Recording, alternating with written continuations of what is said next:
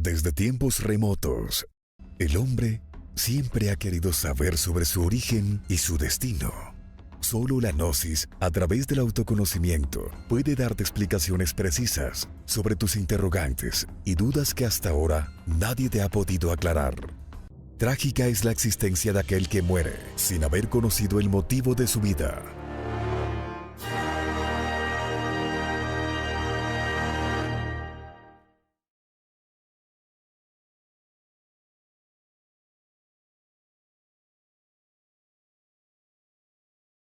El tema que nos convoca en este momento está enfocado específicamente hacia el hogar, hacia la familia. Vamos a hablar de esas 10 reglas para un hogar feliz. Como lo decíamos en la invitación que les llegó a cada uno de ustedes y que publicamos a través de nuestra página de Facebook, lo que pretendemos es compartir con todos ustedes los postulados que la ciencia y cultura gnóstica tiene frente o nos transmite frente a este aspecto tan valioso de nuestra vida. La primera regla que nos plantea la ciencia y cultura gnóstica para lograr esa felicidad en el hogar, para lograr que ese hogar, ese núcleo, ese origen, digámoslo así, de la sociedad sea feliz, se viva en armonía, esa primera regla es el amor. Entonces, cuando vamos a hablar de amor, pues se nos complica un poco la cosa, porque definir el amor o tratar de definir el amor es algo muy atrevido, porque para nosotros poder dar ese paso, o para que cada persona pueda dar ese paso firme y acertado, sin temor a cometer errores graves, podemos contestarnos o reflexionar sobre estos interrogantes. ¿Será que verdaderamente estoy enamorado? Antes de asumir ese compromiso, que es para toda la vida, por supuesto, vale la pena preguntarnos, ¿será que verdaderamente estoy enamorado? Y entonces conocer ese sentimiento que aflora frente a esa otra persona y tener la certeza de que si estoy enamorado, pues estoy dispuesto a darlo todo por esa relación. Un segundo interrogante que para reflexionar es, ¿lo puedo demostrar con hechos? Porque muchas veces nosotros creemos que estamos enamorados por ese sentimiento a veces egoico, a veces momentáneo, quizás. Sencillamente, cuando la pareja ya satisface esas inquietudes, digámoslo así, entonces ese sentimiento muere. Es decir, no estaba verdaderamente enamorado, sencillamente tenía una emoción muy fuerte que lo confundió y lo hizo creer que estaba enamorado, dieron el paso, se casaron quizás, y es cuando fracasan los matrimonios, cuando fracasan incluso los mismos noviazgos. Si lo puedo demostrar con hechos, me acerco mucho a tener esa certeza de que sí estoy enamorado, porque una cosa es lo que uno piensa solamente, y lo que yo hago, eso ya da fe de que estoy dispuesto a entregarlo todo. ¿Lo puedo demostrar con hechos? Porque si no lo puedo demostrar con hechos, quiere decir que todavía falta algo por allí. No estoy engañado por mis falsos sentimientos. Recordemos, apreciados amigos, que quizás muchos de ustedes que nos escuchan y nos ven a través de esta transmisión online, ya han estudiado, tienen conocimientos sobre esos elementos infrahumanos que se conocen como yoes o el ego, el mismo ego, que nos engaña, nos hace sentir unas cosas que son para su satisfacción solamente.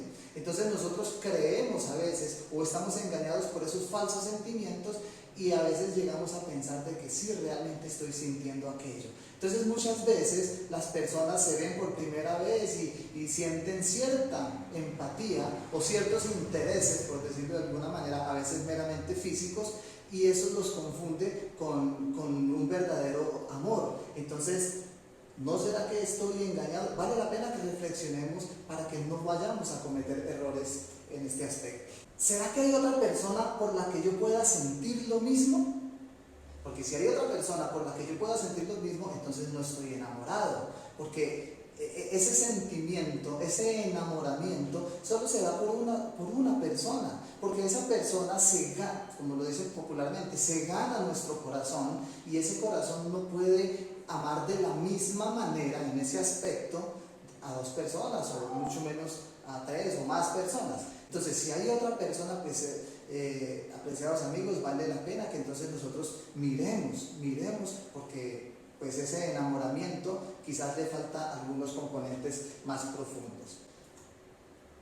Bueno, entonces, como para redondear un poco ese primer punto del amor, queridos amigos, los invitamos pues a que reflexionemos profundamente sobre lo que para cada uno de nosotros es el amor, porque existen muchas formas de amar. El amor es infinito, el amor es total. Cuando uno está enamorado por la otra persona, dice el venerable maestro Samael Aun Weor, fundador de las instituciones gnósticas en este planeta para esta era, esta época, él dice que cuando uno está enamorado es capaz de dar hasta la propia vida por esa persona. Lo más parecido al amor, al verdadero amor, es ese sentimiento que la madre siente por su hijo. Entonces vemos que una madre es capaz de dar la vida por su hijo, ¿verdad? Entonces eso es lo que más se parece al amor, queriéndonos decir y haciéndonos reflexionar que ese sentimiento es mucho más grande y mucho más profundo para decir que yo siento amor por una persona que acabo de conocer. Miremos la segunda regla, que es la comprensión. Cuando nosotros reflexionamos sobre lo que sucede en la vida, podemos encontrar dos aspectos fundamentales: el aspecto positivo y el aspecto negativo. Todo lo que nos sucede en la vida nosotros los encasillamos entre positivo y negativo. Lo positivo, lo que nos satisface, y lo negativo, lo que nos perjudica. Esa es básicamente la clasificación que nosotros hacemos de los eventos de la vida. Pero sean esos eventos que le decimos positivo o esos eventos que le decimos negativo, sea cual sea, para nosotros debemos tener en cuenta que siempre pasan. No vale la pena que nosotros nos amarguemos la vida por un evento que nos está afectando sabiendo que es temporal.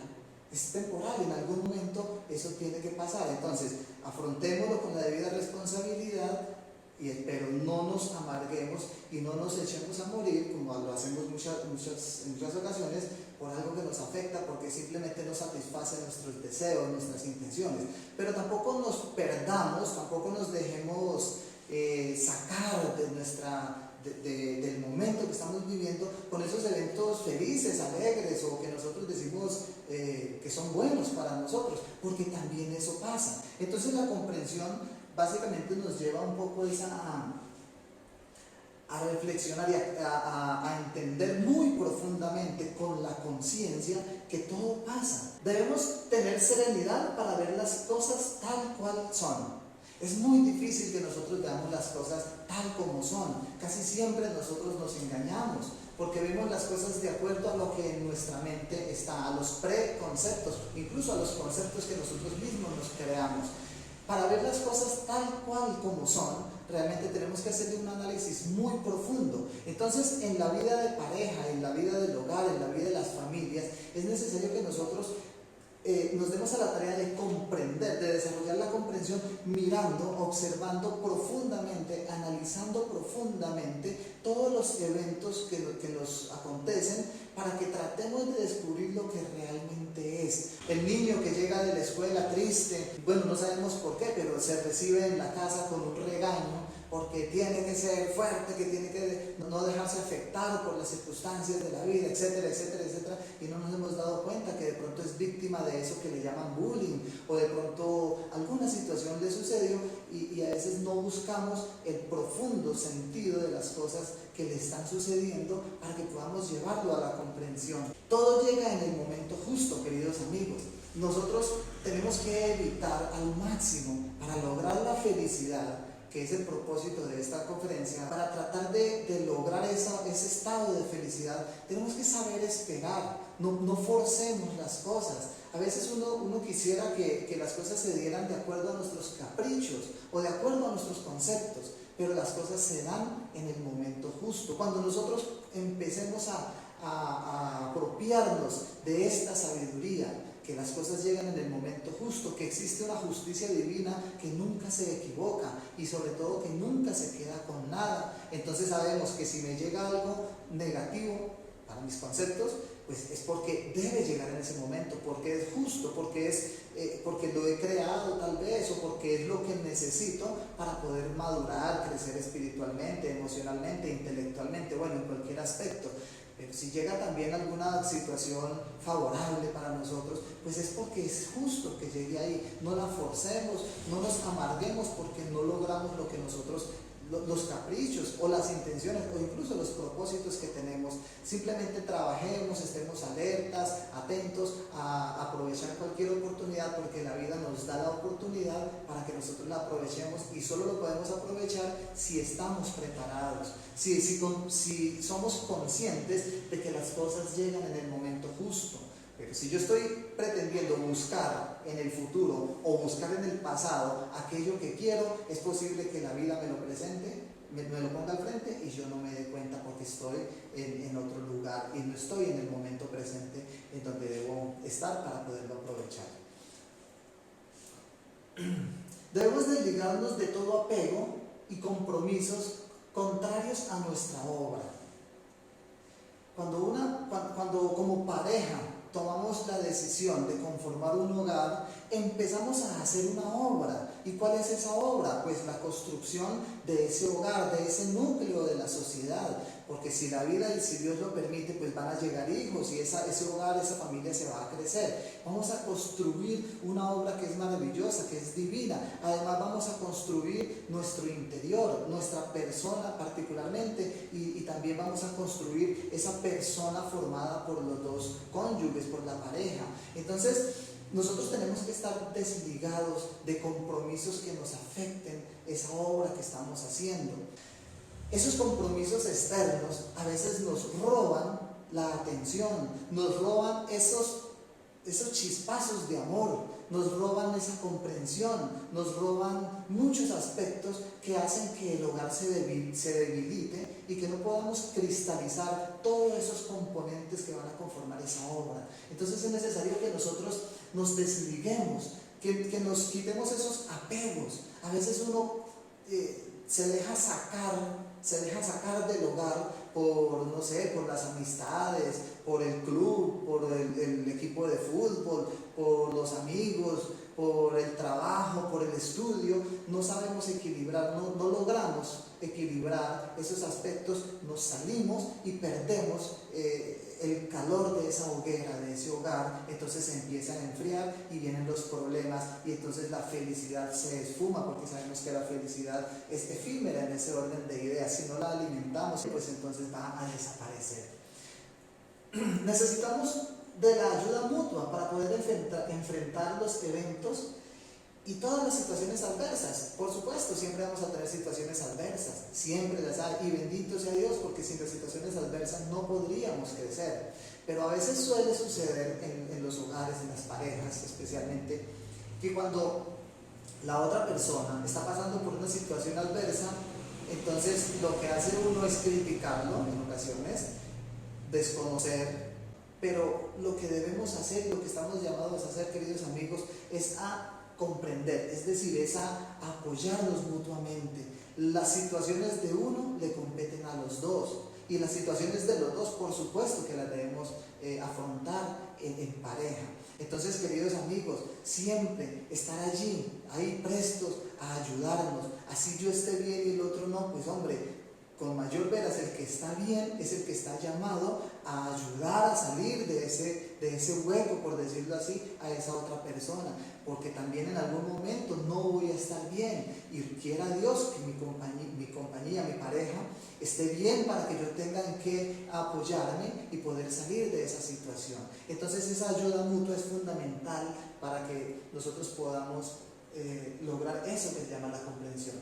Son 5 aspectos que debemos nosotros tener presentes, o aquí están resumidos en 5 aspectos de la comprensión. La primera, la comprensión del trabajo de cada uno, la responsabilidad o los compromisos que cada uno asume. Por supuesto, el esposo o la esposa tiene cada uno unos compromisos que cumplir. Entonces tenemos que comprenderlos, tanto la misma persona como la pareja, porque cuando yo no comprendo mis funciones, mis trabajos, los que debo realizar como varón en la relación, entonces pues sencillamente no voy a poder cumplirlos.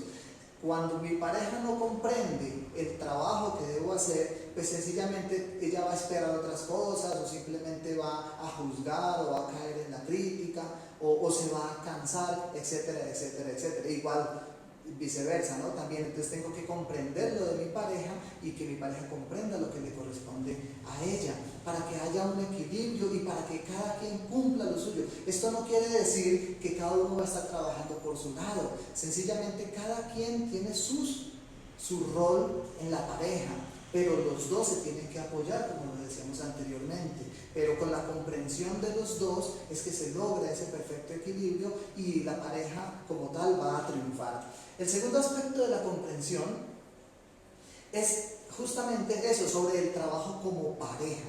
Entonces ya cuando dos personas, hombre y mujer, se unen, necesitan hacer un trabajo que va mucho más allá de lo físico, de lo material, por supuesto. Se une la pareja para procrear, se une la pareja para conformar una familia, se une la pareja para apoyarse mutuamente, pero internamente, espiritualmente, también hay un trabajo que hacer. Entonces se necesita comprender cuál es ese trabajo, porque cuando hombre y mujer se unen, son dos fuerzas creadoras que se están uniendo y esas dos fuerzas son poderosísimas. Si no se tiene comprensión de ese trabajo que se hace como pareja, es peligroso que nos destruyamos a nosotros mismos por no saber canalizar esas energías y esas fuerzas. Entonces el matrimonio, la unión de hombre y mujer es importantísimo para el trabajo espiritual de cada uno y de los dos como pareja. Comprensión de las obligaciones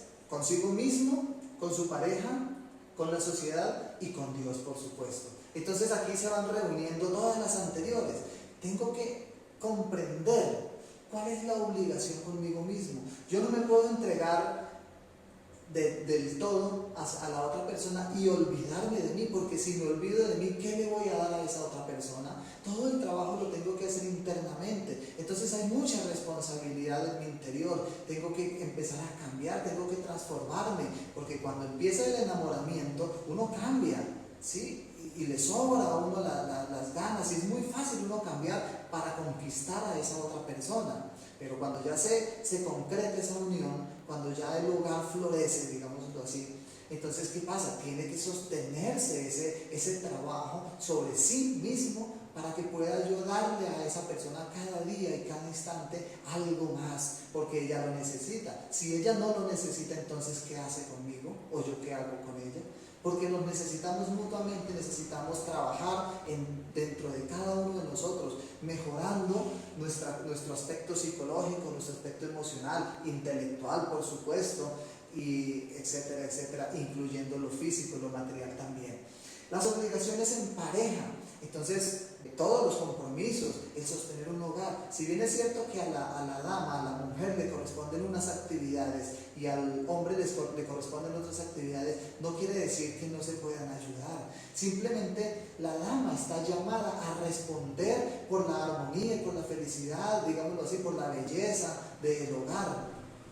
Pero no quiere decir que el hombre se desentienda de aquello, porque él también hace parte de ese hogar. Lo que pasa es que la responsabilidad es de ella, pero el trabajo es de los dos. Igual, la responsabilidad del varón, del hombre, es traer el sustento a casa, pero eso no quiere decir que entonces la mujer no pueda trabajar o tener una profesión, como mal se ha entendido, porque ella tiene todo el derecho, es más, tiene todas las capacidades y a veces, en ocasiones, más capacidades para hacerlo, pero la responsabilidad de llegar el sustento al hogar es del varón, con la ayuda de la mujer, por supuesto, y si los dos trabajan, pues bendito sea Dios, pero el que responde, el que debe responder, a quien le corresponde esa obligación, es al varón. Con la sociedad, pues tenemos que ser ejemplo, porque si sabemos que el hogar, la familia es el núcleo de la sociedad, pues entonces vienen unas obligaciones muy importantes, porque como esté la familia, así está la sociedad. Entonces miremos cómo está nuestra sociedad actual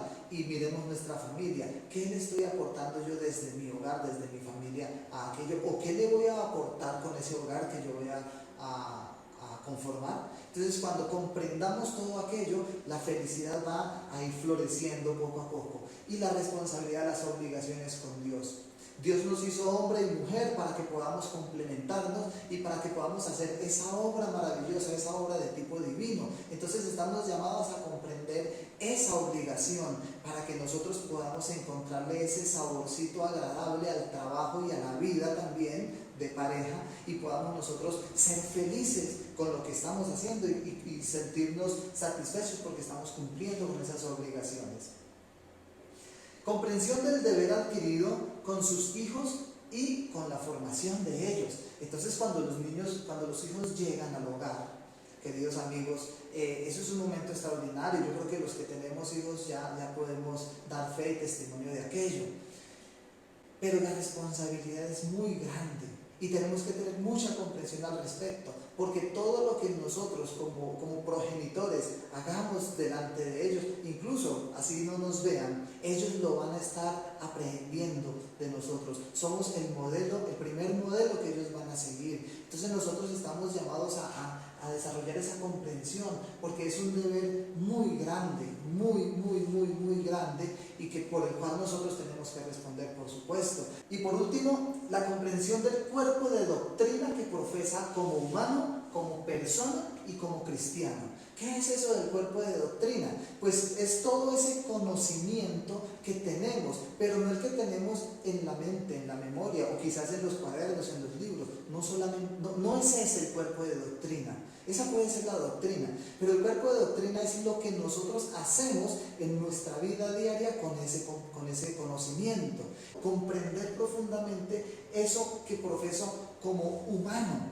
Entonces aquí tenemos que hablar qué es un humano, porque el maestro Samael nos dice enfáticamente que nosotros no somos humanos, somos humanoides, estamos en camino de ser humanos. Entonces, para lograr ser humanos verdaderos, tenemos que encarnar unas facultades de ese ser interior, de ese Dios que habita en cada uno de nosotros, para que se puedan expresar a través de esta personalidad física.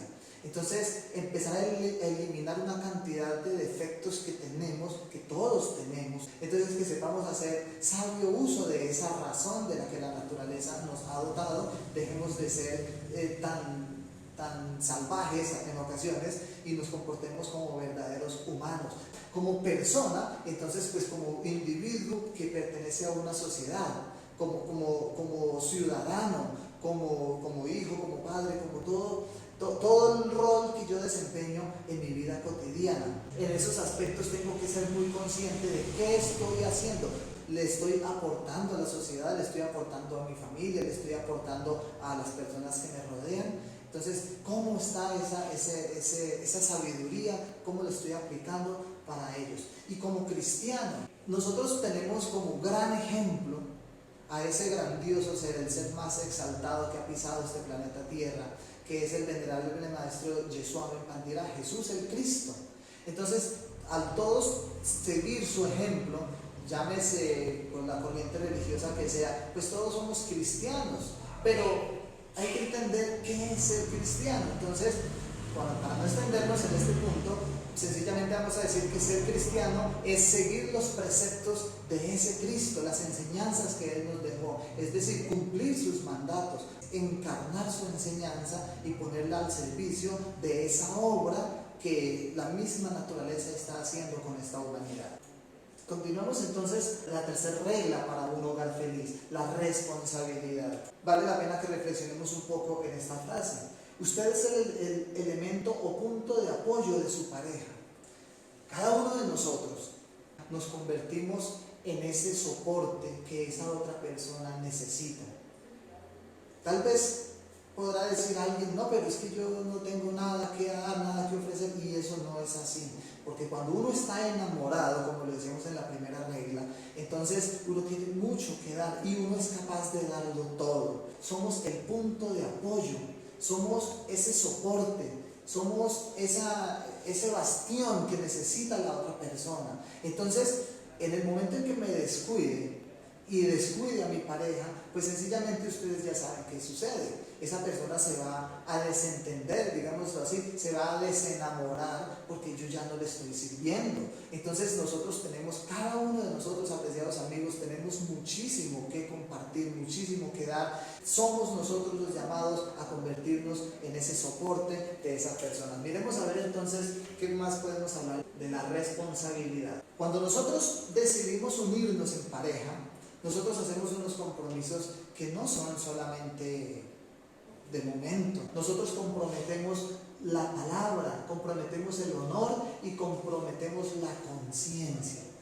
Entonces nosotros tenemos que ver que la palabra tiene un valor incalculable. La palabra es creadora, la palabra es sagrada. El verbo, por cierto, lo dicen las Sagradas Escrituras, el verbo es Dios, porque el verbo es el que crea. En la Biblia el apóstol Juan en su evangelio lo dice, ¿sí? Que en el principio era el verbo y el verbo era Dios y el verbo estaba con Dios.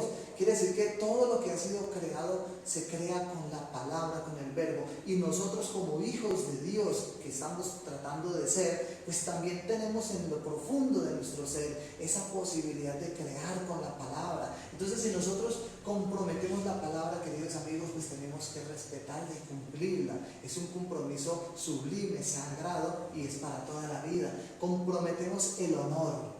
Ustedes se imaginan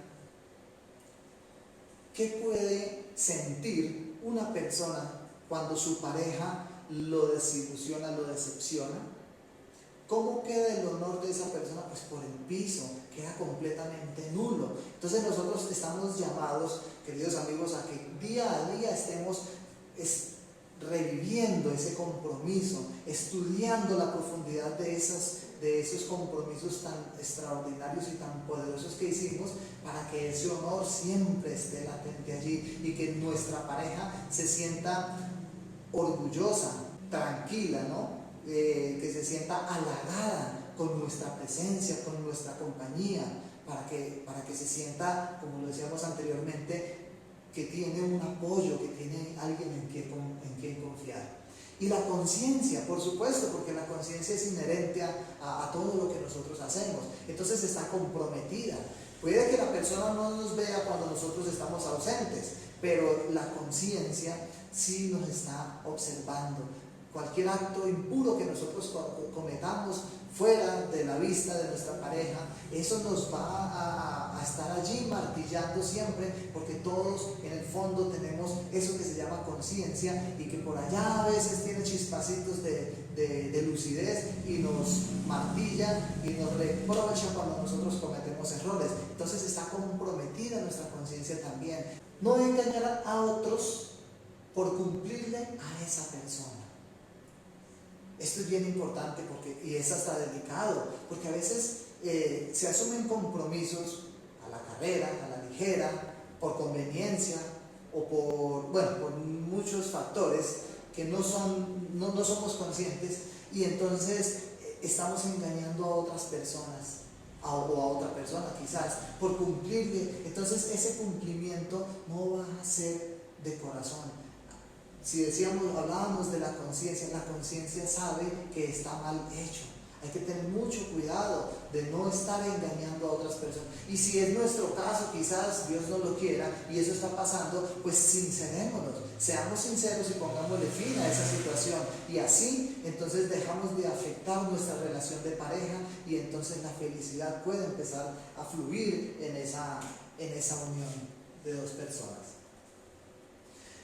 Hay que velar por el progreso físico y espiritual y también por la estabilidad del hogar. Claro, es un deber, es una obligación. Si nosotros no progresamos en ninguno de estos tres aspectos, pues entonces ¿qué felicidad podemos aspirar a tener? Entonces, como estamos en pro de lograr esa felicidad, tenemos que esforzarnos, y ya lo hemos dicho, no individual ni por separado, sino en connubio, esforzarnos por lograr ese progreso en esos tres aspectos: en el aspecto físico, lo monetario, la vivienda, la educación, la salud, por supuesto. En el aspecto espiritual, pues todo lo que tiene que ver con el desarrollo del alma, del espíritu, la sensibilidad dentro de cada uno de nosotros, la unión que debe haber de las afinidades en pensamientos, en sentimientos, que tiene que haber entre todos los miembros del hogar. Y la estabilidad, eso va a lograr una estabilidad, porque cuando no hay un trabajo, pues, digámoslo, bien cimentado para lograr ese progreso en lo físico, en lo espiritual, pues esa familia va a ser muy inestable. Ese hogar va a correr el riesgo de que se rompa, de que se destruya, o bueno, qué sé yo. Tenemos que lograr ese progreso equilibradamente entre lo físico y lo espiritual para que nuestra familia, nuestro hogar sea estable. Cumplir cada uno sus obligaciones ayudándose mutuamente. Bueno, ya lo decíamos anteriormente, ¿no? Cada uno tiene un tipo de obligación que debe cumplir, pero estamos obligados, digámoslo así, a ayudar al otro y a ser ayudados, porque tenemos que trabajar en conjunto siempre. Un esfuerzo de los dos para que haya amor y comprensión. Esos aspectos anteriores que hemos venido estudiando, el amor y la comprensión, que hay que construirlos, hay que hacer que nazcan dentro de nosotros, y eso solo se logra con los esfuerzos mutuos que nosotros podamos hacer. Vámonos para la cuarta regla, que es la cultura. La cultura es una expresión del alma, una expresión de lo bello que hay dentro de cada uno de nosotros. Tenemos que tener presente que existen dos tipos de cultura, ¿no? La cultura natural tiene que ver con esos aspectos que la naturaleza o que el entorno nos entrega. Decíamos que si nosotros nacimos en la ciudad, pues adquirimos una cultura muy distinta a si nacimos en la zona rural, en el campo. Eso es un ejemplo como para entender lo que en general nos dice aquí que es la cultura natural, la que heredamos de nuestros padres, de nuestra familia. Todo eso hace parte de la cultura natural. Pero también hay una cultura académica, que es la que adquirimos con el estudio. Es ese cúmulo de conocimientos que nosotros vamos adquiriendo, incluso a base, pues el mejor es a base de la experiencia, ¿no? Pero cuando nosotros pasamos por la escuela, por la universidad, adquirimos unos conocimientos que nos hacen cultos, nos enriquecen culturalmente, y ese es el otro aspecto de la cultura. Entonces esos dos tipos de culturas, por decirlo así, deben estar muy bien fundamentados en cada uno de nosotros, para que podamos nosotros entregarle a esa otra persona eso que espera, y que nosotros podamos ser un buen soporte para él, y eso ayuda mucho a la felicidad. Un comportamiento digno consigo mismo, con la sociedad y por ende con su pareja. Entonces aquí esa cultura que nosotros hemos desarrollado o adoptado o hemos construido incluso a veces, determina nuestro comportamiento, y ese comportamiento pues debe ser digno para todas las personas que nos rodean. Ser culto, o sea, tener esos conocimientos prácticos que nos permitan compartir con quienes nos rodean. Ser decentes, educados, no palabras soeces. Amigos, las palabras soeces a veces, incluso en los chistes, en los diálogos jocosos, cuando estamos compartiendo, esas palabras soeces, aunque a veces no pretendemos que no ofendan a los demás, porque incluso dicen hasta con cariño se lo digo, de todas maneras son palabras inarmónicas que quedan en el subconsciente y afectan, impiden que esa felicidad pueda nacer en las personas, porque eso daña ese comportamiento, daña esa cultura que se necesita que tengamos para poder nosotros compartir sanamente, digámoslo así. Las palabras hirientes o de doble sentido. Entonces, pues, a veces uno dice una palabra que esa está bonita, pero la dice con una doble intención. Eso sí que es peligroso, eso daña las relaciones, eso impide que la felicidad pueda salir a flote y conquistar ese entorno y ese mismo hogar. La cortesía y el afecto en el trato de los demás. Entonces, ¿cómo tratamos a los demás? ¿Por qué a unos los tratamos bien y a otros mal? ¿Por qué a nuestra pareja, antes de casarnos o antes de unirnos en matrimonio, la tratábamos de una forma y después de otra? Siempre tiene que reinar ese trato amable, ese trato cordial, afectuoso, ese trato si es a la esposa, es a una reina, porque ella nos está dando todo lo que nosotros necesitamos para ser felices. Entonces ella espera que nosotros le demos todo lo que ella necesita para ser felices. Y podemos hacerlo si tenemos en cuenta estas reglas que hemos estudiado. No pueden haber insultos, el látigo, los castigos crueles, porque es que eso... Claro, aquí entra uno en una controversia, porque entonces muchos dicen que si no se le da látigo al niño, entonces va a crecer caprichoso o desobediente, no sé. Pero es que cuando nosotros, si nos devolviéramos un poquito a estudiar las reglas anteriores, la primera, que es el amor, cuando reina el amor, eso sale sobrando. Porque cuando hay amor, las palabras tienen poder. Entonces es cuando el papá o la mamá le dicen al niño tal cosa, pero se lo dicen con verdadero amor, le llega a ese niño y ese niño obedece. Por rebelde que sea, no hay otra fuerza superior al amor.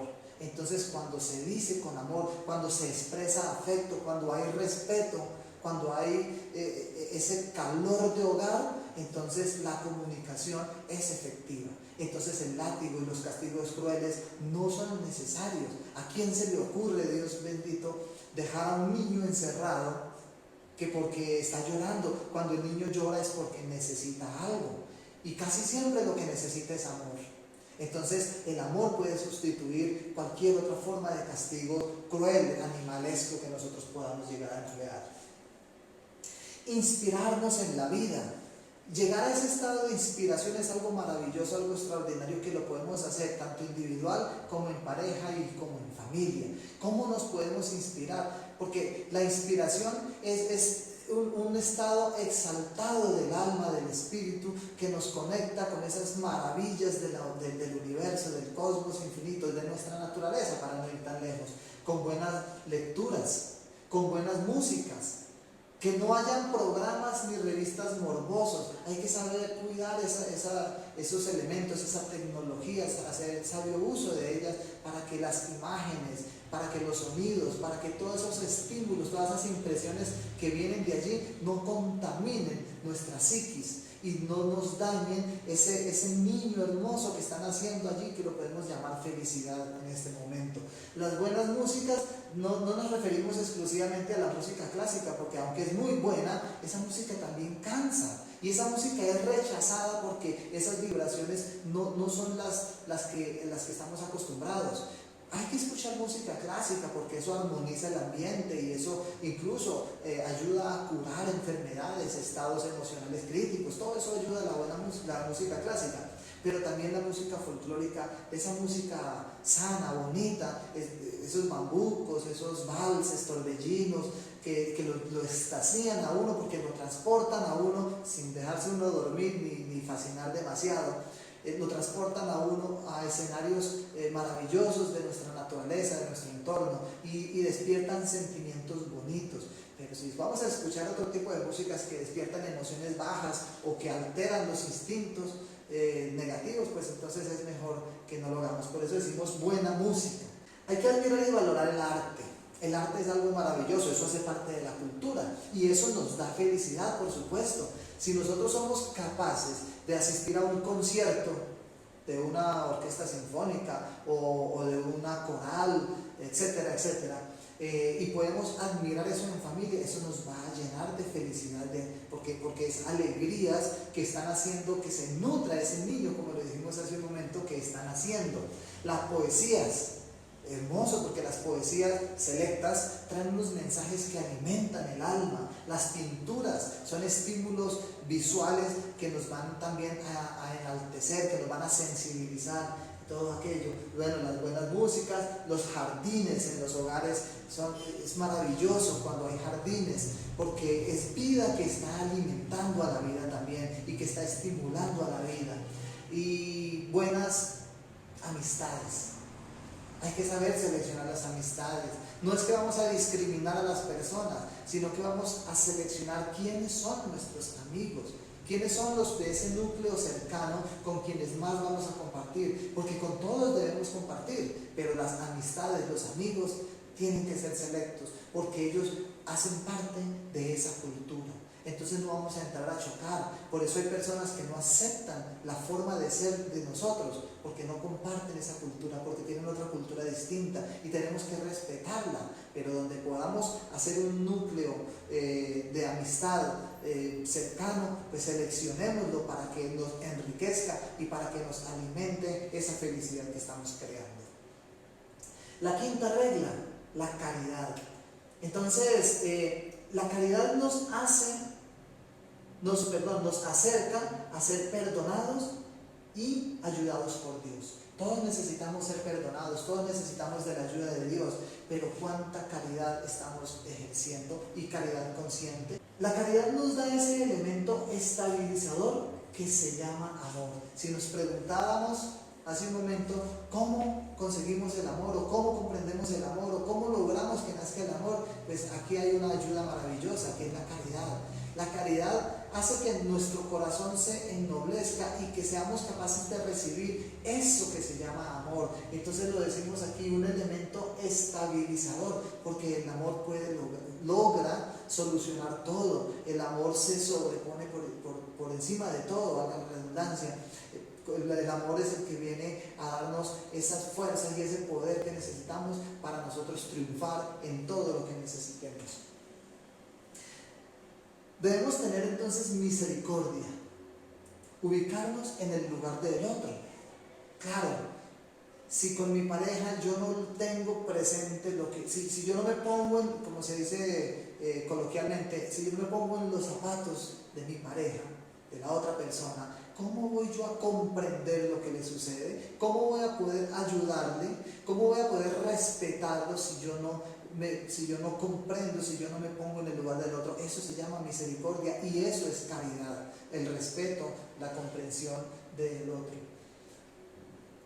Entonces seguimos hablando de la comprensión. La comprensión nos sensibiliza, nos ayuda a que nosotros podamos más fácil entender y saber qué es lo que necesita el otro y así se lo podamos dar. Y si no lo tenemos, si es que por alguna razón no tenemos eso que el otro necesita, por lo menos vamos a saber dónde podemos conseguirlo para que lo tenga. Siempre palabras de aliento y de perdón para la pareja, siempre. Hay que animarlo.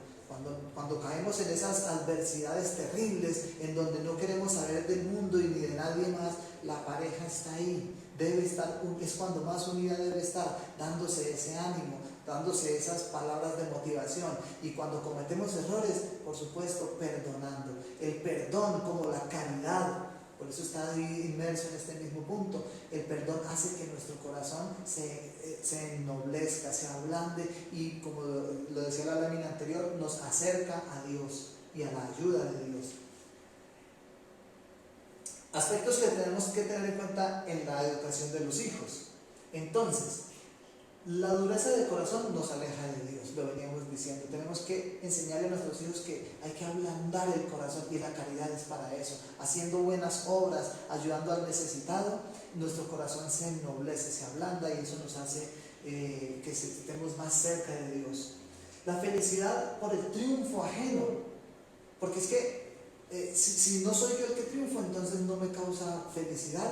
Eso no es así. Y eso lo sabemos perfectamente, pero a nuestros hijos tenemos que inculcárselo, porque ellos normalmente están compitiendo y eso es maravilloso, eso es bueno, pero hay que enseñarles que tenemos que alegrarnos por el triunfo de los demás también, porque cuando los demás triunfan, uno triunfa también.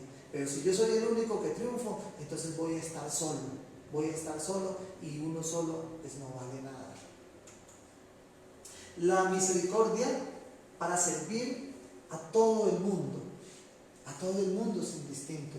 Entonces, cuando nosotros tenemos un corazón noble, un corazón blando, un corazón sensible, pues estamos en capacidad y es una necesidad el prestar servicio, servir, serle útil a todo el mundo. Cuidar nuestros gestos, palabras y las acciones. Eso es importante que le inculquemos a nuestros niños y por supuesto que lo tengamos y lo vivamos nosotros cotidianamente. Cuando nosotros cuidamos nuestros gestos, nuestras palabras y nuestras acciones, pues los resultados, lo que la vida nos va a retribuir, siempre va a ser muy favorable para nosotros, para nuestros propósitos y para nuestros anhelos. La sexta regla es la organización. que cada cosa esté en su lugar. Cuando hablamos de organización, pues por supuesto nos referimos a todos los aspectos que conforman ese hogar, esa familia, la cual estamos estudiando para que tenga eso que se llama felicidad, eso que tanto anhelamos todos. La organización conlleva a la armonía. Entonces, cuando nosotros somos conscientes de todo lo que tenemos, todo en lo material, en lo espiritual, en todo, y lo ponemos en su lugar, entonces todo ese entorno organizado hace que nosotros podamos tener una armonía. Pues caso contrario, cuando hay desorden, pues es apenas lógico que sea desarmónico o inarmónico lo que pues, nuestra vida misma. Un aspecto muy importante para la familia es tener orden en los ingresos, en los egresos y el control de los gastos y las inversiones. Solvencia moral para enseñar a través del ejemplo. Importantísimo, el orden, la organización nos da a nosotros solvencia moral, que es esa capacidad de poder decir las cosas porque las he vivido, las he comprobado. Si yo no tengo solvencia moral, no puedo enseñar a través del ejemplo. Entonces se necesita solvencia moral y para eso se necesita que haya organización, tanto interna como de nuestro entorno. Esa organización hace que las cosas las podamos realizar, que nos demos cuenta cuándo debo hacer tal o cual cosa, que sea en el justo momento y que no me vaya yo en contravía con la vida. Hablemos del aspecto emocional. Si no organizo esos aspectos, si no controlo las emociones, si yo no transformo las impresiones que estoy recibiendo, eso se me forma un desorden interno que hace que tome malas decisiones y que haga las cosas cuando no se deben hacer. Nos habla al final de tener un justo descanso, claro, porque el descanso es necesario. El descanso no es un privilegio, no es una recompensa, es algo que se necesita, es parte de nuestra vida. Entonces, si no hay orden, si no hay organización, ese descanso va a verse truncado, va a verse alterado y no va a cumplir el efecto que es el de permitir que el cuerpo se revitalice. Tiempo para compartir en familia es necesario porque la familia es como un niño que está formándose, es como una plantica que está germinando y necesita asistencia, necesita cariño, necesita calor, necesita alimentarse. Diligencia, responsabilidad y orden. Diligencia es estar activo, es ser cumplidor de los deberes, es no quedarme rezagado, inerte, porque inercia es hacer las cosas mecánicamente también. Y ser diligente es ser proactivo, es estar siempre dinámico para que las cosas estén en movimiento, para que la vida no se estanque y no llegue la monotonía que tanto daño nos causa. Responsabilidad, ya hablamos de eso en un punto anterior, y el orden para que pueda haber organización de todos nuestros aspectos. Cuidar la presentación personal y la actitud recta frente a la vida, tener una actitud recta frente a la vida. Lo de la presentación personal es algo muy importante, porque no se trata de vestir con las ropas más costosas, más finas, no se trata de tener el último peinado de la moda. La buena presentación es, digamos así, como la carta que nos permite darnos a conocer de los demás. Ustedes saben que la impresión que recibimos de una persona dice mucho de lo que es la persona. A veces nos equivocamos, es cierto, pero en la presentación de esa persona logra que nosotros le tengamos confianza o desconfianza, le tengamos afecto o lo rechacemos un poco, lo escuchemos o lo ignoremos. Todo eso hace la presentación personal. Hay que cuidarla. Si somos una persona organizada, la presentación personal va a ser pulcra, un buen peinado adecuado, una ropa bien puestecita, planchadita, limpia, sin malos olores, etcétera, etcétera, etcétera. La actitud recta frente a la vida, la pulcritud, la seriedad, la responsabilidad, eso hace que la vida nos pague bien, eso hace que los demás nos sientan afecto, verdadero aprecio a nosotros, porque nosotros vamos a ser un ejemplo, quizás un modelo a seguir, tal vez vamos a ser una persona de confianza para los demás. La buena organización nos ayuda a inspirarnos. ¿Cómo? La vida se compone de detalles. El éxito y el fracaso también se componen por detalles. Entonces, apreciados amigos, si nosotros no cuidamos estos detalles, si nosotros no ponemos en orden, si nosotros no organizamos todos los aspectos de nuestra vida, entonces van a haber detallitos por allí. Van a haber detallitos por allí que van a impedir que nosotros lleguemos al éxito o que van a hacer que nosotros más bien tengamos algún fracaso. Son los detalles, y los detalles son mínimos, son pequeños. A veces un detalle muy pequeñito hace la gran diferencia en una relación. La séptima regla es la alegría. Entonces nos dice el maestro que la alegría es una sonrisa salida del alma, salida de lo más profundo que hay dentro de nosotros, de lo divino que hay dentro de nosotros. Entonces, cuando una sonrisa viene de por allá, de esa parte sublime, pues es una sonrisa sincera, es una sonrisa que no solamente expresa mi alegría, sino que contagia de alegría a las personas que están a mi alrededor. Entonces, existe la alegría del espíritu y la alegría de la materia. ¿Cuál es esa alegría del espíritu?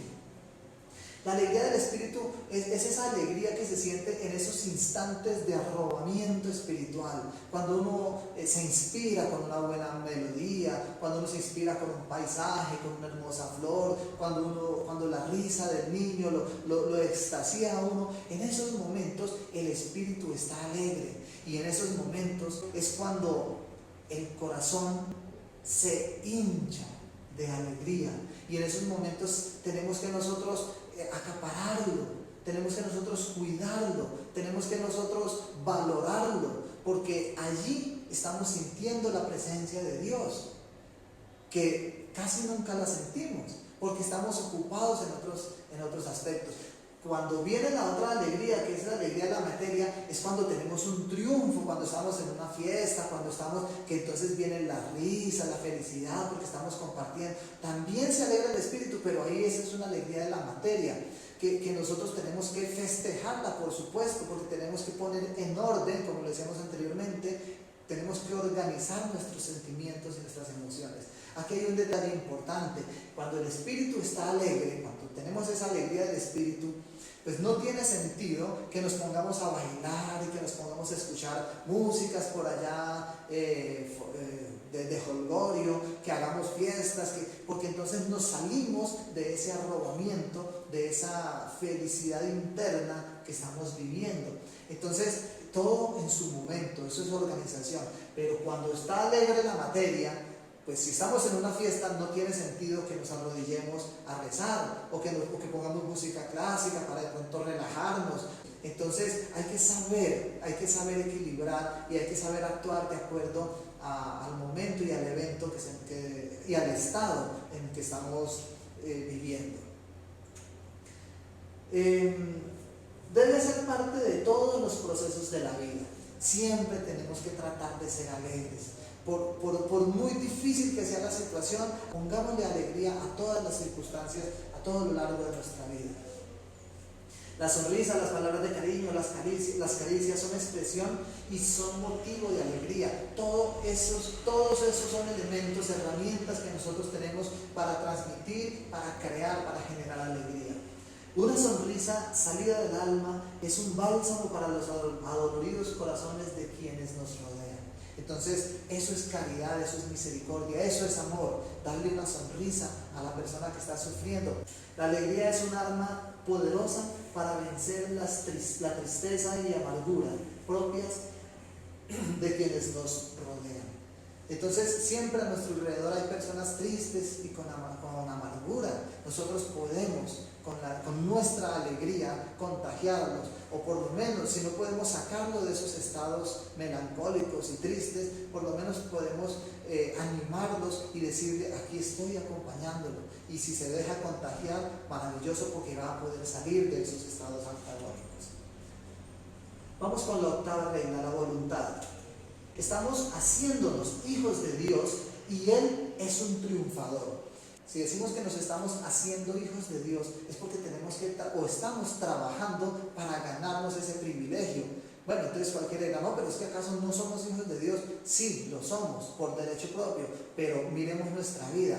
Esa es la vida de un hijo de Dios. Tenemos que hacernos conquistar ese trono, o mejor, ese lugar, esa posición que por derecho propio nos pertenece. Tenemos que hacernos hijos de Dios nuevamente, verdaderos hijos de Dios.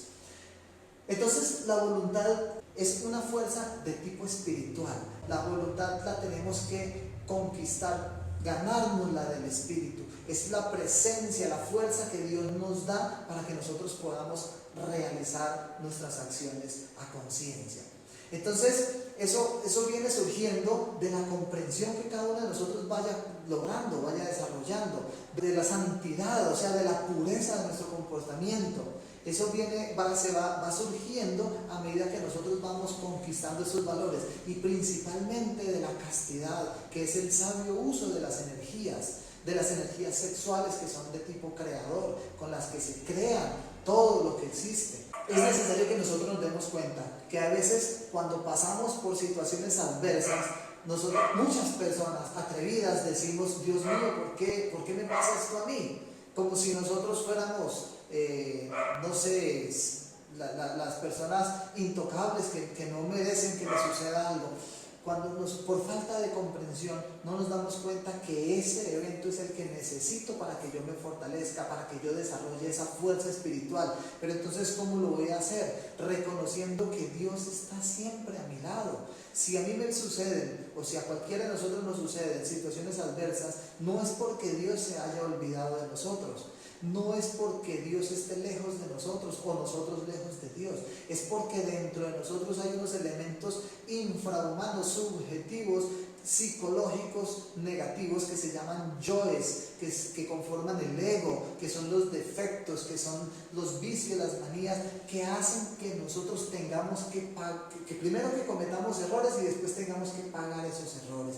Entonces la vida y Dios mismo, en su infinita caridad y misericordia, nos pone los eventos para que nosotros podamos pagar esos errores que hemos cometido, y nos pone los eventos para que nosotros, pagando esos errores, adquiramos la fuerza de voluntad que necesitamos para ser unos triunfadores en la vida. Entonces Dios siempre está con nosotros, pero nosotros tenemos que eliminar de nuestro interior esos elementos que impiden que la vida se desarrolle de acuerdo a los principios divinos, a los preceptos divinos. Porque he cometido errores, tengo que pagar. Demos gracias a Dios porque tenemos la oportunidad de pagarlos. Vamos con la novena regla para un hogar feliz: la sinceridad. Entonces, la sinceridad es esa fragancia que impregna el ambiente de nuestra vida. Claro, nosotros generamos, con nuestra vida nuestra vida tiene un ambiente que es generado por todo lo que realmente somos nosotros. Y la sinceridad es una fragancia, es un aroma extraordinaria que hace que ese ambiente sea, pues por supuesto, agradable. Pero podemos deducir cuando no hay sinceridad, entonces, ¿cómo es ese ambiente? ¿Cómo es ese aroma? ¿Cómo es esa fragancia? La sinceridad hace a la persona digna del afecto y del calor de los demás. Por supuesto, cuando ese aroma de nuestra vida, de nuestro entorno, de nuestro ambiente de vida es agradable, pues entonces las demás personas nos van a sentir afecto. La sinceridad nos enseña a ser buenos padres, buenos hijos, y algo más muy importante, a ser buenos amigos. Pero si nosotros no somos sinceros, es muy difícil que podamos llegar a ser buenos amigos. Aunque la palabra amigo tiene una acepción muy profunda, que esotéricamente hablando, pues cambiaría un poco el discurso de la humanidad frente a lo que es ser amigo. Pero hablemoslo en esos términos de la amistad que necesitamos para compartir y para apoyarnos unos a otros. Quien no es sincero se engaña a sí mismo, traiciona, carece de virtudes espirituales. Terrible es cuando uno engaña a alguien.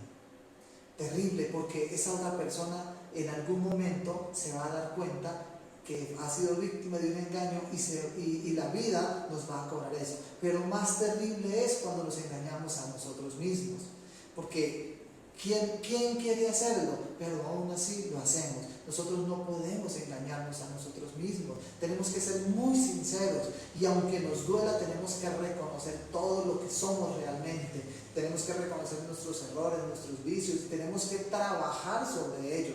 Cuando nosotros nos sinceramos con nosotros mismos, entramos en ese proceso de regeneración, porque empezamos a eliminar todos esos aspectos que nos causan tanto daño. Y ahí estamos listos para ser sinceros con los demás. No podemos engañar a los demás, porque al engañar a los demás me estoy engañando a mí, porque esa falsedad que le expreso al otro, esa falsedad se viene contra mí, y si sale dentro de mí es porque yo estoy permitiendo que esos elementos de la mentira, de la falsedad estén dentro de mí. Entonces es un engaño hacia mí mismo. Eso me lleva a ser un traidor, y la traición es el peor delito que nosotros podemos cometer. Traicionar a un amigo, o peor aún, traicionarnos a nosotros mismos, es lo peor que nosotros podemos hacer, y eso se paga caro, lamentablemente. Perdemos las virtudes espirituales por falta de sinceridad. El que no es sincero no sabe amar, y no puede ser amado, por supuesto, porque cuando uno no da algo, pues ¿qué va a recibir? Uno recibe de lo que da. Entonces hay que tener mucho dentro para poder dar, y entre más da uno, más recibe. La sinceridad nos enseña a ser humildes. Necesitamos encarnar la humildad, y la sinceridad nos enseña eso. Cuando uno es sincero, uno aprende a ser humilde, pero humilde de corazón. El humilde es el que respeta, el que valora, el que reconoce la realidad de su vida y la realidad de la vida de los demás. Es una fragancia que viene del Espíritu y que impregna nuestros sentidos. Y por último, la 10ª regla es la mística.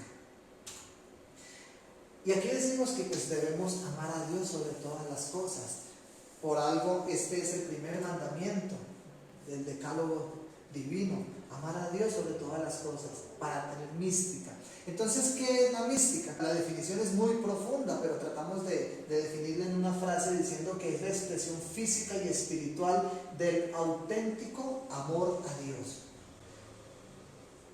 Amar a Dios sobre todas las cosas. Eso implica que nosotros tenemos que desarrollar ese sentimiento de amor hacia Dios y ponerlo por encima de todo. Entonces tenemos que darnos a la tarea de conocer a Dios para poderlo amar. Y como estamos en ese proceso, todos estamos en el proceso de conocer a Dios, entonces vamos amándolo cada vez más. Y ese amor, esa fuerza de ese amor hacia ese Dios que estamos conociendo, lo podemos expresar físicamente y espiritualmente a través de eso que se llama la mística. La mística nos enseña a amar, nos enseña a saber respetar, a saber orar, a saber hablar y a comportarnos pues adecuadamente o correctamente con nuestros semejantes. La mística va desarrollando todos esos sentimientos nobles, maravillosos, que hacen que haya felicidad en el hogar y en la familia. La mística nos acerca a las grandes realidades, a los misterios de la vida y de la muerte.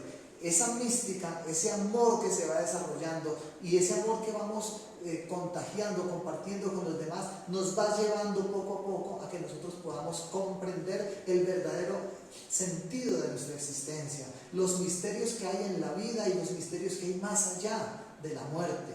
La persona mística ama el silencio, porque allí puede escuchar la voz de Dios. Entonces, el místico no es esa persona que camina despacito y que habla pasito y que se lo pasa orando. Eso es otro tipo de elementos.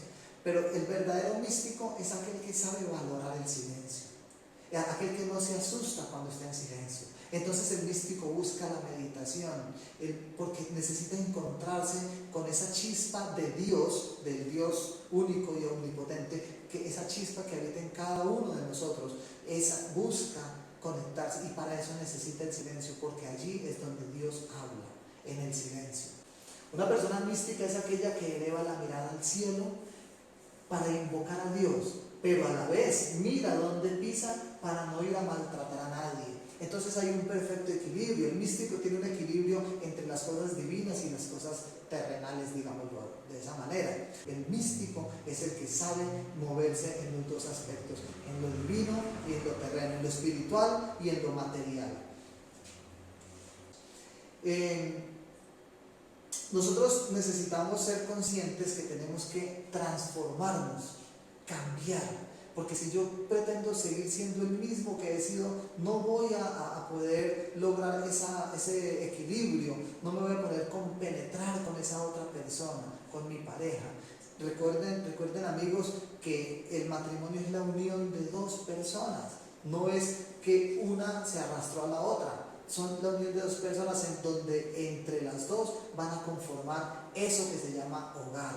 Entonces, para terminar, los queremos invitar, queridos amigos, a que en estos números de contacto, en estos sitios web, pueden encontrar mayor información respecto a estos temas. Los invitamos a que se vinculen a los estudios gnósticos. Nosotros ofrecemos ciclos de conferencias que se denominan Primera Cámara, en donde se van a conocer. Es un curso de autoconocimiento muy completo, es totalmente gratis, libre. Los invitamos para que los conozcan, para que se den cuenta que la gnosis no es lo que la gente dice por ahí, porque las personas hablan sin conocer. Entonces lo invitamos a que conozcan los estudios gnósticos para que entiendan lo que estas enseñanzas nos quieren transmitir, que son para nuestra vida y que lo único que buscan es un cambio en nuestra psicología, en nuestra vida. Muchísimas gracias, entonces hasta una próxima oportunidad.